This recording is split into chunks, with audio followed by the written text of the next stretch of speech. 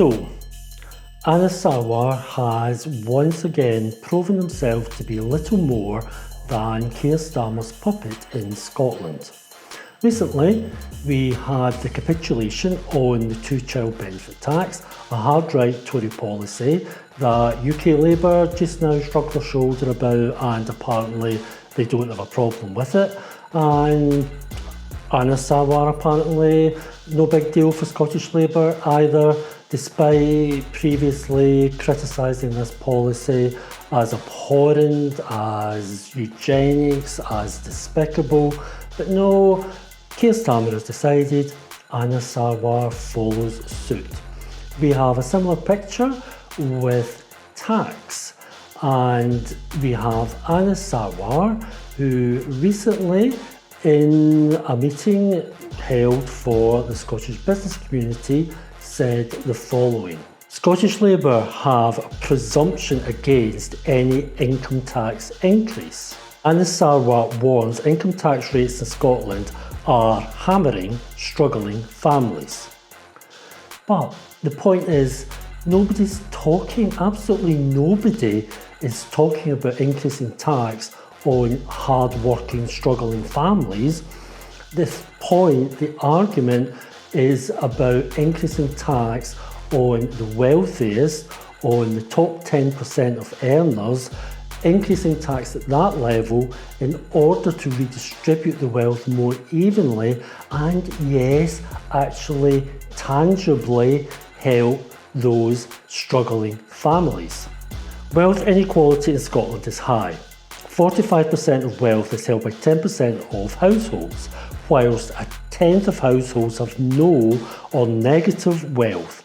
Wealth can influence health through the way it affects financial and housing security. Clearly, the way to help these struggling families that Sarwar seems so concerned about is not just to worry about the size of the cake, it's to redistribute the cake, it's to cut the cake up in a completely different way. Sarwar has just adopted the same empty, pointless, economically illiterate arguments as Starmer and Reeves have adopted. So, we have a presumption against any increase to income tax, and we instead want the Scottish Government to focus relentlessly on economic growth to increase the size of the cake and to then make those strategic investments so we can deliver social reform here in Scotland. So, just to recap, remember, the argument has got nothing to do with the way the cake is cut, the way the wealth is distributed,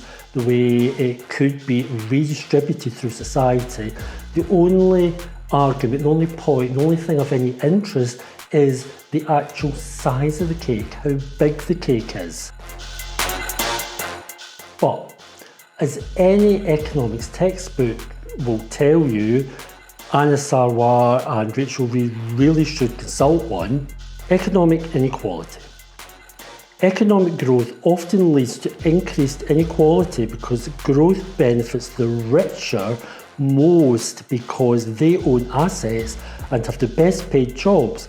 Thomas Piketty observed that without sufficient policies of redistribution, the wealthy tend to increase their wealth at a faster rate than economic growth because they can invest their dividends. Of course, all this presumes that Keir Starmer, Rachel Reeves and Sarwar have some magical formula that's totally unknown to any country or any other political party, a magical formula that just magically creates this thing called economic growth. There's no guarantee that economic growth will come. No political party, no country can guarantee that that will happen. They all strive for it, they all want it to happen, but there are no guarantees that that will happen. Even, and it's a big even if Starmer, Reeves and Sarwar do manage to create this economic growth miracle that the UK economy really hasn't managed to achieve in decades, then what they're basically saying is, yes, we'll have a bigger cake, but 10% will still own 45% of the wealth. That's the key. There's no redistribution there. The same inequalities are just baked into the system, and all the benefits that 10% gain in terms of education, health, career prospects, that just intensifies as they accumulate more and more wealth, i.e. hold on to the 45%, but that 45% is 45% of a bigger cake, even presuming that economic growth does happen.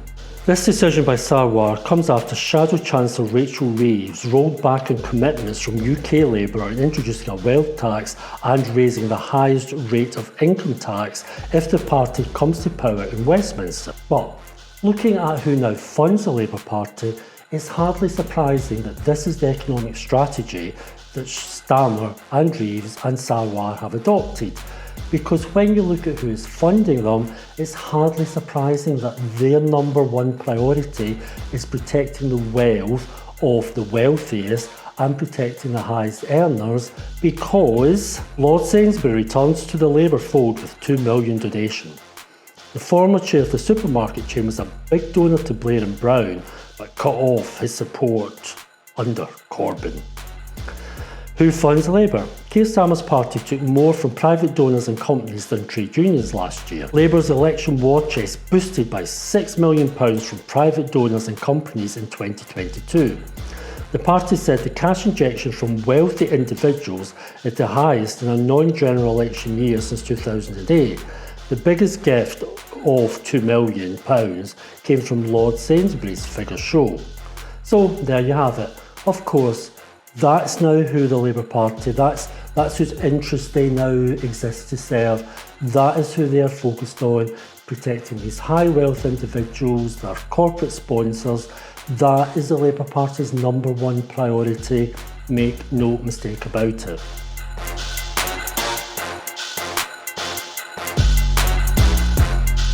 But that wasn't always what Anna Sarwar believed. That's Anna Sarwar this week. But let's have a little look at what Anna Sarwar actually believed in 2017. Anna Sarwar: I have proposed the most radical tax plan in Holyrood's history. And what was this radical tax plan? Well, strangely enough, it was the exact opposite of what he's now proclaiming that he wants to do. Anna Sarwar said, I believe in the redistribution of wealth and asking the richest in our society to pay their fair share, he proudly declared. Scottish Labour leader contender targets high earners with tax plan. Anna Sarwar claims his proposal to raise $700 million shows he's more radical than rival candidate backed by Corbyn supporters. Sarwar unveiled his policy programme in Edinburgh on Wednesday with a radical proposal to introduce a 50p top income tax rate for all those earning more than $100,000, in part to fund tax cuts for people earning less than $28,000. Well, the plan that he had to help those struggling families in 2017 certainly seems a damn sight better than the plan that he's now got to try and help those struggling families, which basically amounts to doing nothing. However, we'll never know if he really did believe all that I believe in the redistribution of wealth stuff that he spouted in 2017, because in fact what he might have been doing is what I am sure history will come to know as doing a Starmer. That basically involves falsely professing to left-wing beliefs in order to win an election. In the particular case in 2017, as it happened, the actual left-wing candidate won. Richard Leonard wins a Scottish Labour leadership in decisive victory.